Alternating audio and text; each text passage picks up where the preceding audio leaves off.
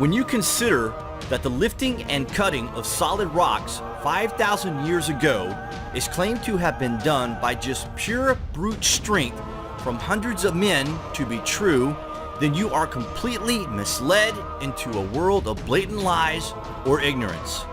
For some reason, the so-called clever Egyptologists and archaeologists of the world are completely obliviously lying out their back teeth when they tell us that a 1,000-ton piece of stone at Aswan in Egypt was dragged for 400 miles to Giza. It's crazy, and it's clearly not true. But what type of technology could have been used to transport these types of mega stones? This is something that we have pondered over for years, and though we may never arrive at the truth within our lifetimes, we can at least consider that a type of high technology was used to transport these mega stones. This brings us to Miami in Florida. Throughout history, no one has really had any logical explanation of how the pyramids were built other than it was done by thousands of slaves over a 20-year period 5,000 years ago. That is utter nonsense.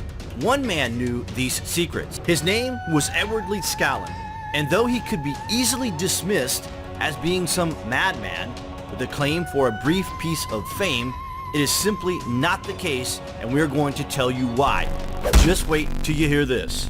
On February 27, 1923, the Homestead Enterprise newspaper published a notice that E. Leedskalnin of California has purchased an acre of the R.L. Moser homestead and is planning to erect a home soon. Working alone and mostly at night, Leedskalnin eventually quarried and sculpted over 1,100 short tons of oolite limestone into architectural and engineering landmark that would later be known as the Coral Castle. Leedskalnin devised a means to single-handedly lift and maneuver blocks of coral weighing up to 30 tons each. What's that all about? The evidence for Coral Castle is on show for all of us to see.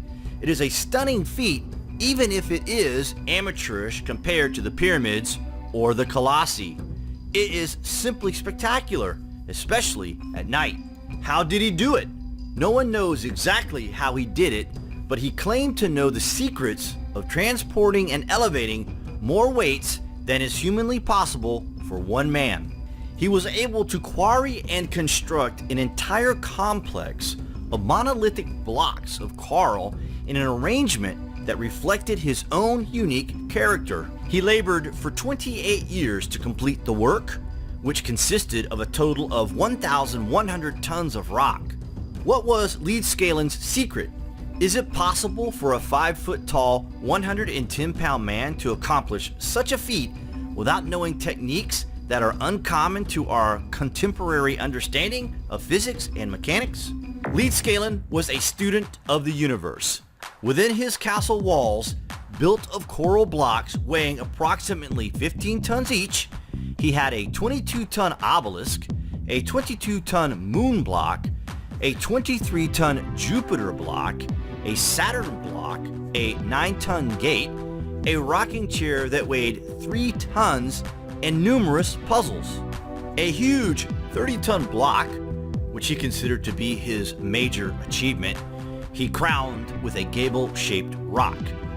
These personal accomplishments have astounded and surprised many engineers and technologists who compare them with those achieved by workers handling similar weights in industry today. For his miracles of construction engineering, Leedskalnin received attention not only from engineers and technologists, but from the U.S. government, who paid him a visit hoping to be enlightened. Leedskalnin received them gracefully, and they left none the wiser. When questioned about how he moved the blocks of coral, Ed would only reply that he understood the laws of weight and leverage well. On the ground level of the building where Leedskalnin resided, sometimes called the Tower, he constructed a room to house his tools. Within this room, there is a mysterious flywheel which is constructed of concrete and magnets with a cloverleaf shape at the center. When holding a compass next to the wheel as it rotates, the compass also spins, indicating each U-shaped magnet was set opposite in polarity. Next to the wheel, there is a metal pole which enters the ground. There are many clues in the layout of Coral Castle itself, which indicate there must have been a celestial importance. The position of the Earth within the solar system almost seemed essential to lead scaling. The Polaris telescope, which is said to be 25 feet in height and weighing 20 tons, can be used to determine the location of the Earth in its orbit according to the position of the Polaris star within crosshairs. In order to observe Polaris, you would have to peer through a hole which is drilled through a block at about eye level. When looking through the hole, it aligns with a large hole at the top of a 25-foot block of limestone. The amount of the effort put into this elaborate device should indicate its importance. There are a couple of credible accounts of adults witnessing strange occurrences as Ed worked. The man whom Ed hired to move the stones with his truck stated that he had forgotten his lunchbox one morning and went back to the castle to get it. He had only been gone for half an hour, and when he arrived, Ed already had several of the monolithic stones stacked on the rails of the trailer like cordwood. He never saw how Ed loaded them, just that Ed had no heavy machinery that should have been necessary to manipulate such heavy stones.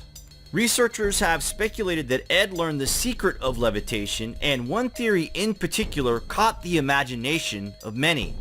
The planetary grid hypothesis postulates that the Earth is covered by an invisible web of energy which is concentrated at points of telluric power, the convergences of which create unusual phenomena. These telluric grid dynamics played a vital role in the construction of the castle.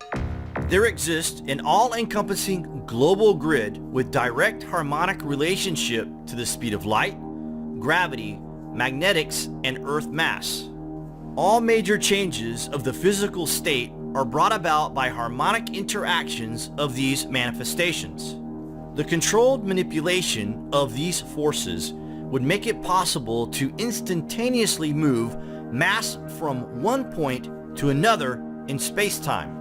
He understood the critical nature of identifying the most energetic location to erect his massive castle, and seemed to have known the secrets of anti-gravity and its relation to cosmic events.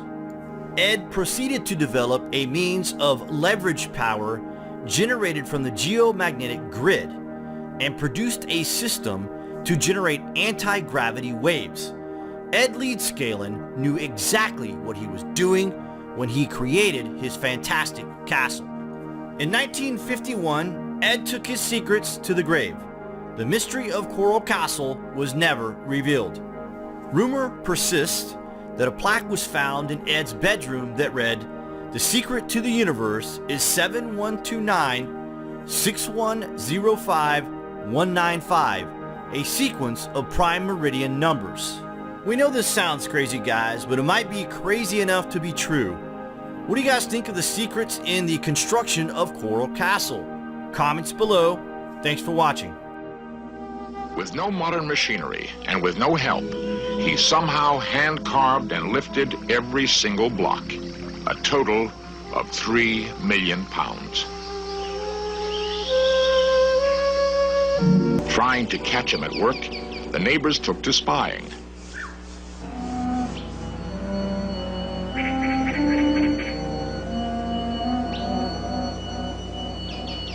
Some people swear they saw the rocks move. Ed could somehow sense their inquiring gaze. He would simply stop working and patiently wait until they gave up trying to discover his secrets. This block weighs 9 tons. It's just one piece of rock. See what you can do with one hand?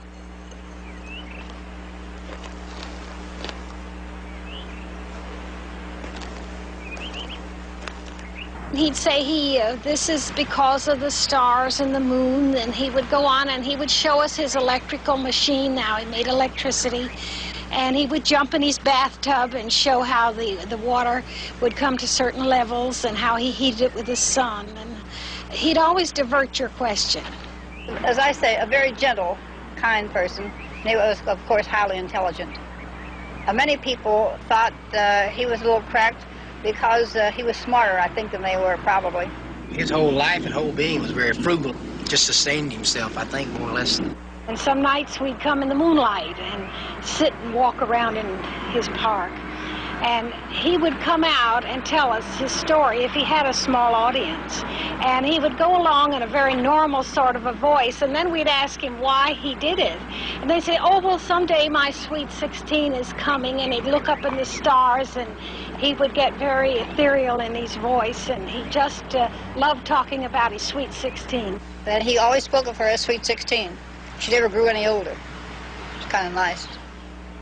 We asked the men at a rock quarry to try an experiment, to cut and lift a giant block of oolite. With diamond-tipped power saws, the cutting alone took several hours. The only way to break the block free, brute force.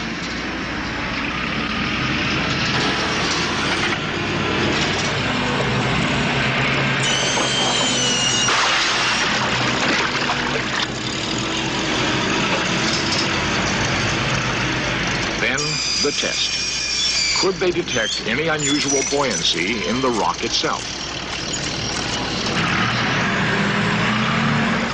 Using a 600 horsepower crane, could they lift the rock?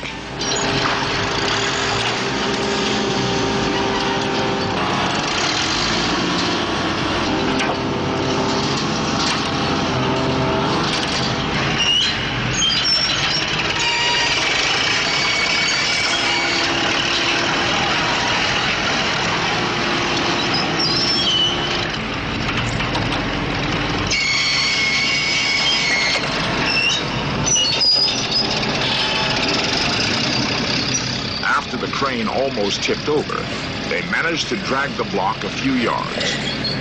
What modern equipment would it take to duplicate Coral Castle? It couldn't be done. Charles Valois comments. Not with the modern equipment. I wouldn't cut more than 4 foot long and 32 inches wide and 7 or 8 foot long. That's the most I'll cut. And you see the struggle I have getting it out with that machine. This is the only known photo of Ed apparently working. Although he seems to be breaking the block free with wedges, a close look reveals that the block is already cut free, with a cable underneath. Engineers have been puzzled by this photo. He's moved stones up to, or coral blocks up to 25 tons. And he'd put them up overnight just on his own. After he died, I checked some of the instruments he was using, and they're very, very primitive. Chisels and hammers and ropes and pulleys and things. Nobody can understand even today now how he done this. I found when I applied the harmonic mathematical basis to his position on the Earth's surface geometrically, that the same harmonic values popped up on the area where he was. He always said that he had the secrets of anti-gravity and magnetic fields, and he also said that he knew how they built the pyramids. So it appears if he was telling the truth that it looks like he did have these secrets. They also found $3,800 in crisp $100 bills and what resembled a treasure map. All attempts to follow the directions on the map were futile. Nothing seemed to correspond to our normal three-dimensional geometry.